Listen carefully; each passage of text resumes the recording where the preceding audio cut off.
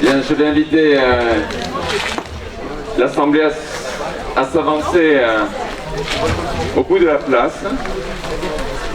Je vais inviter les membres du bureau du comité des fêtes ainsi que les élus du conseil municipal à venir à mes côtés.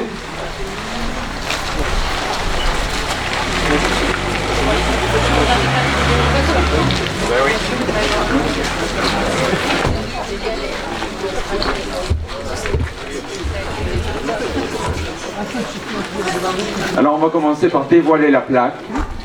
Et puis une fois qu'on aura dévoilé la plaque, on fera une petite prise de parole. Je vous remercie d'être si nombreux. Par votre présence, vous marquez aussi votre attachement à cet homme qui a vécu ici pendant plus d'un demi-siècle. Alors c'est toujours un moment très furtif, il ne faut pas rater le dévoilement. J'invite Sylvie à venir avec moi, avec les membres du comité.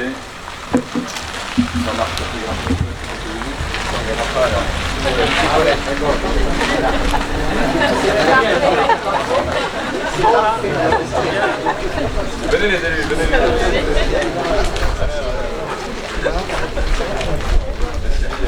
C'est la primeur.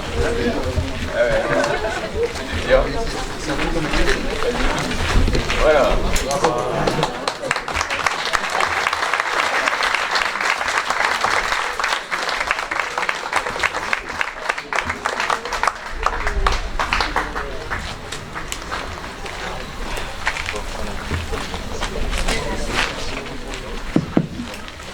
Bien, chers amis, je voudrais saluer la présence de Charlotte, la sœur de l'abbé Vincent, qui a vécu avec lui ici. Elle est là, avancez-vous. Tout le monde est heureux de vous voir. Et la famille. Et alors, il y a votre famille, vous m'avez dit. Ma famille, je l'arrive. Monsieur et madame le capitaine. Et mon petit neveu. Le beau-frère, donc, et la sœur. Avancez-vous aussi. Capitaine. Capitaine. Et alors, il y a vos enfants, peut-être? Oui. Ouais. Ah, mais qui viennent également, hein. Je crois qu'on peut les applaudir.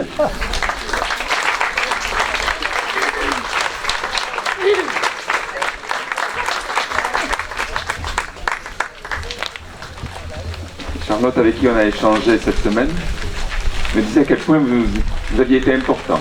La famille, pour l'abbé Vincent, qui était toujours accueilli chez vous, comme un frère. Et les prêtres qui font vœu de célibat ont forcément encore plus besoin que d'autres, peut-être, de la proximité, de l'affection de leur famille. Donc, je tiens à en témoigner au nom de la collectivité qui a bénéficié de l'œuvre de votre frère et beau-frère, de l'action et de l'amitié, de l'affection que vous lui avez témoigné tout au long de sa vie. L'abbé Jean-Vincent n'est pas natif de Saint-Sevé. Moi, le premier, je croyais qu'il était d'ici. Il est né à Pissos, son père était maçon, il a perdu son papa très jeune.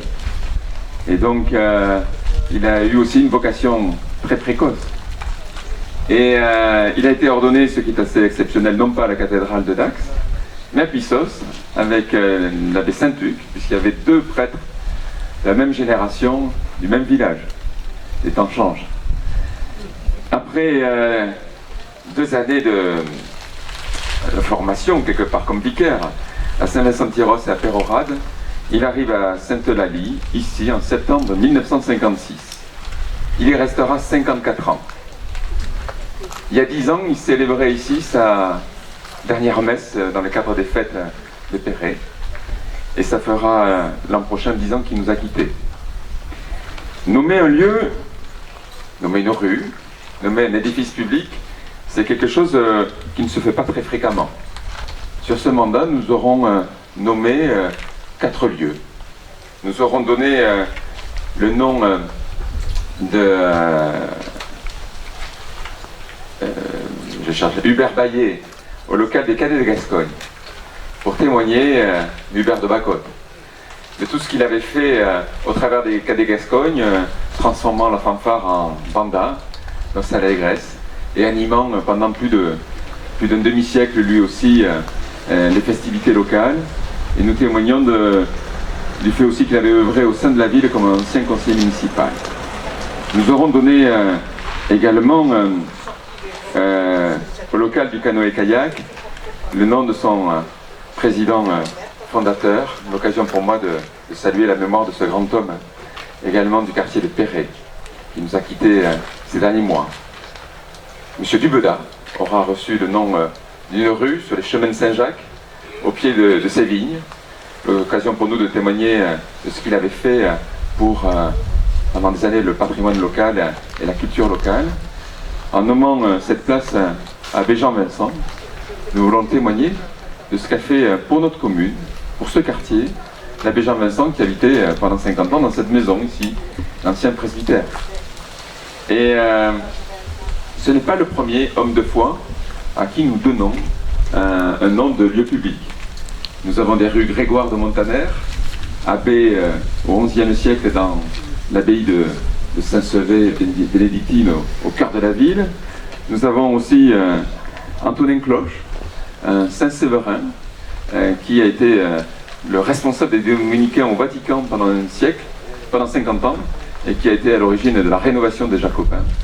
Alors Jean-Vincent, il n'a pas fait un édifice aussi majestueux, mais pendant 50 ans, il a incarné ce quartier. Il est arrivé à une époque où les fermes irlandaises n'existent pas, où il n'y a pas d'abattoir, ici, sur le quartier de Perret-Sainte-Eulalie. Et donc, il a accompagné la transformation de ce quartier qui est devenu le premier pôle agroalimentaire du département, accueillant ici des familles qui viennent de l'extérieur et qui ont œuvré à cette réussite agroalimentaire. Il a aussi connu, quand il arrive, Vatican II n'existe pas. Et donc il a connu cette transformation de l'Église, plus ouverte sur le monde. Je sais que c'était un prêtre fervent de l'Action catholique, et pour qui ce témoignage de foi avait vocation à aller rejoindre les gens là où ils sont, dans leur métier, dans leur quotidien. Et cet engagement, il l'a mené au fond plus qu'au travers de l'Église, puisque ce que nous saluons aujourd'hui, c'est pas un hasard. Si nous dévoilons cette plaque en présence de la présidente du comité des fêtes, et quand je l'ai appelée pour lui dire est-ce que ça te paraît une bonne idée, elle m'a de suite dit naturellement oui. C'est parce que Jean-Vincent a été vice-président du comité des fêtes pendant des décennies. Et j'avais cette semaine, j'ai rencontré Claude Dauvois qui a été avec lui vice-président auprès de Paul Busquet et auprès de tous ceux qui ont suivi. Il m'a dit mais Jean-Vincent amenait de la bonne humeur, de la joie.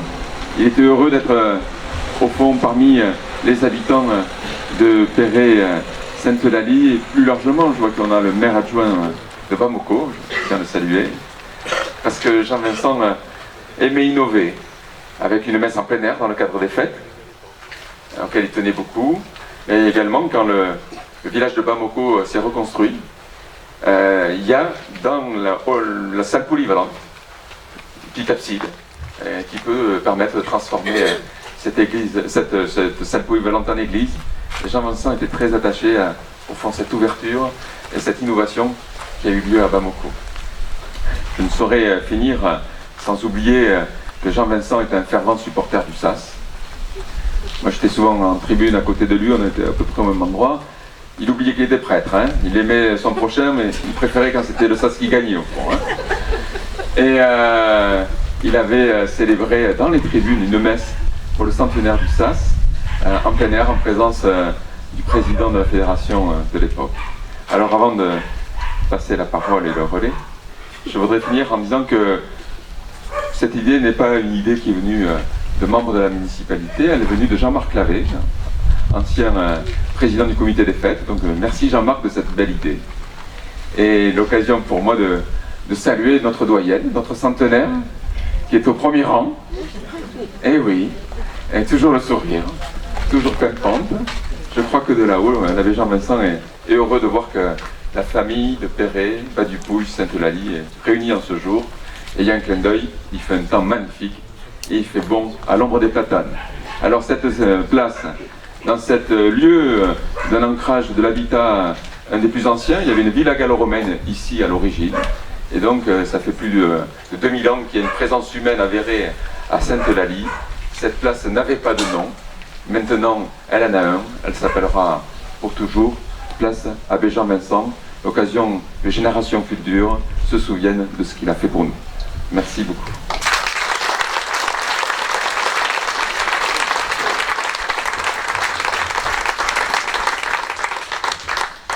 toute ma famille se joint à moi pour vous adresser un très grand merci, Monsieur le maire, ainsi qu'à votre conseil municipal, pour cet hommage rendu à l'abbé Jean-Vincent. Merci aussi à Jean-Marc Lavé, l'initiateur de ce geste de reconnaissance. Et merci à vous tous qui l'avez entouré, aidé dans sa mission de prêtre, particulièrement l'équipe de Remy. Merci, merci.